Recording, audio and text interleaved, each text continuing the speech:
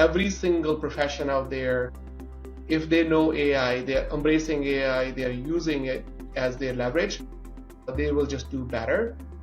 And it's just like any other technology. People were worried about computers taking jobs to other things. It's just a skill. As long as you're developing a skill, your skill will be helpful, useful, because right now, the biggest need out there is to develop AI systems. I have a long list of clients who are waiting in line right now to have conversations with us about implementing AI, and they're looking at it not just in AI alone, but they're also looking at it as automation. The biggest need out there is to develop AI systems, and you don't need to be a too technical person to develop AI systems. Everyone can learn, from vibe coding to just so many.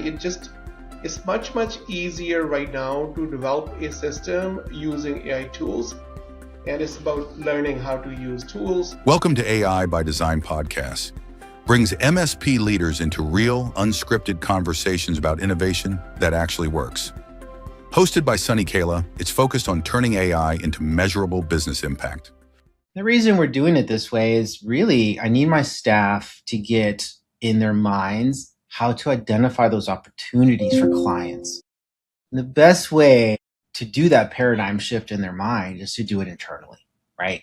The initiative is going to be for all departments to start rolling up to central services, what those opportunities are internally, and it's really getting their mind around that concept, right? It's not scary. We're not doing this to lose jobs or to fire anybody. So we're all going to be AI engineers instead of level 1 help desk. So the opportunity just from the career path for the staff is great. It's really just shifting their mindsets, right? This is the direction we're going, slowly shifting out of the concept of us just being a help desk provider, right? We're an intelligence provider. So we have been fast tracked with Microsoft to get the Frontier badge, Frontier accreditation, is what you want to call it. So we've started that program with them, and some of our partners are helping fast track that for us. So we're excited about that, and getting our solutions off of the ground this year, hopefully by second quarter. Yeah, so what I heard you say is that AI is not going to impact jobs of those people where they have the skills, AI skills, right? And I think during the last connection call, we talked about AI is not a software, it's a skill. And it's just about developing a skill. And if you have a skill and you can be helpful, useful using your skill, you are never out of work. The problem happens when you don't have the skill that the marketplace is looking for. And I talk to a lot of law firms, and it's going to take probably attorneys' job. And I'm like, no, it's not going to take attorneys' jobs. It's going to take attorneys that will develop AI skill along with their skills that they have. People or attorneys using AI will take other attorneys' work where they're not using AI, because things needs to be better, faster, more quality, more speed. And attorneys using AI as their unfair advantage will take over work from law firms where they are probably not using AI. Same thing is true with every single other industry. It could be healthcare, researchers who are using AI to analyze data. The speed is going to change. And so every single profession out there, if they know AI, they're embracing AI, they're using it as their leverage, they will just do better. And it's just like any other technology. People were worried about computers taking jobs to other things. It's just a skill. As long as you're developing a skill, your skill will be helpful, useful, because right now, the biggest need out there is to develop AI systems, and you don't need to be a too technical person to develop AI systems. Everyone can learn, from vibe coding to just so many. It's much easier right now to develop a system using AI tools. And it's about learning how to use tools, how to think. Basically, thinking is going to be more useful now. So when we think about AI managed services, What are you seeing? What are you doing to help your customers? Well, one of the things that, and I'm not trying to plug any particular platform by any means, but, one of the things that we use from a customer facing aspect to keep, is a platform called Hats AI, which you probably have heard of. That product and platform is inherently designed to keep any customer data, internalized, compartmentalized, and basically ensures that the models don't train off of it. But from that standpoint, from a prompting, it gives us the ability to help them write prompts and stuff as well, and workflows from an agent standpoint. The call interception stuff works well as well. There's some things I'd like to see work a little better from on that platform, but it's the reason I kind of use a custom solution for our call stuff. But it works well, and my experience with it, from a client standpoint, has been very positive. So, it allows them to use basically any of the LLM models that are out there that, and you can be restricted to certain ones if they want to restrict it. So, the adoption, and people are looking for, to use AI in a lot of different ways. And this just gives them a platform that, one, I can help guide them and ensure that their data stays internal. And, from that standpoint, it gives them a little bit more security than what they would have.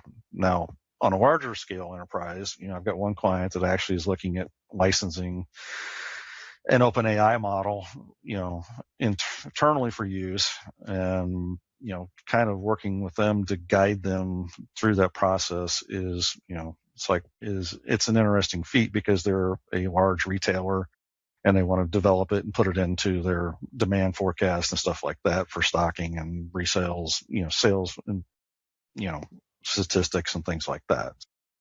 It's, I see both ends of the spectrum, the small to medium sized businesses, as well as a larger enterprise level. So, and the models are going to, differ, but you still have the same issues. What are you going to feed those models and make sure that it's secure and safe so that you're not giving away your data for somebody else to learn with? I have a long list of clients who are waiting in line right now to have conversations with us about implementing AI, and they're looking at it not just in AI alone, but they're also looking at it as automation. They're looking at, what I'm finding when I'm talking to people is that they have a genuine worry that their competitors are already doing these things and they're being outperformed, they're being outworked, they're being outpaced by their competitors, and they don't want to lose that. They want to stay competitive, but they don't know where to get started. So there's a list that I have already set up for clients that we're meeting with, even starting Q1. We've already started, and we're looking at doing implementations where it can even be something where we're integrating one system with another, like their CRM with their ERP. But what we're really looking at is how can they get ROI on their investment, and not just as a small ROI. We're looking like a 5x ROI right away out of the gate. We want to get those quick wins in early, because what I've found with talking to people and doing these ones that we've done already is once you successfully help them put in one small automation or one quick win, their mind starts to go, well, what if we do this in this part of our business? What if we do this in this part of our business? Oh, can you help me with this? And the answer is almost always yes. But not everything needs to be automated. So I have said no to some things where you're having a conversation with somebody and it's just like, you're trying to save 3 hours a month here. This is not worth automating, right? But if you're talking about saving 4 hours a week times 5 or 6 people or more in your organization, okay, now we have a conversation. And what is most fun use case that you have worked with so far? So where you just had so much fun just thinking about this, doing this, and that kind of really gave you a lot of excitement that, hey, this is something that I want to do more of. Absolutely. It's getting eyes and visibility into things within our business that we didn't have visibility into before, because the systems were totally separated and they didn't talk to each other, or it just took too much manual human effort to go and do an audit in this system or in that system and put it together in a view. But being able to use AI and integrate the systems through API connectivity and getting those systems to talk together and get it to present in a way that works how we work has been game changer. Absolutely. It's so much more powerful when you can get a system that works in your workflow versus trying to buy a piece of software off the shelf and adapting the way your company works to the way that software works. It's a big learning curve, and it's really hard. So doing that work for us internally first and making it work the way we work and the way we think and we operate, my goodness, the amount of insight and things that we found that weren't working the way we thought they were working and that were working, but we could make them better was just like amazing. And it's so exciting to do that. And I never get bored of that. Thank you for watching the AI by Design podcast. Stay tuned for more conversations at the intersection of AI, leadership, and innovation. Follow us on our channels and don't forget to like, share, and subscribe.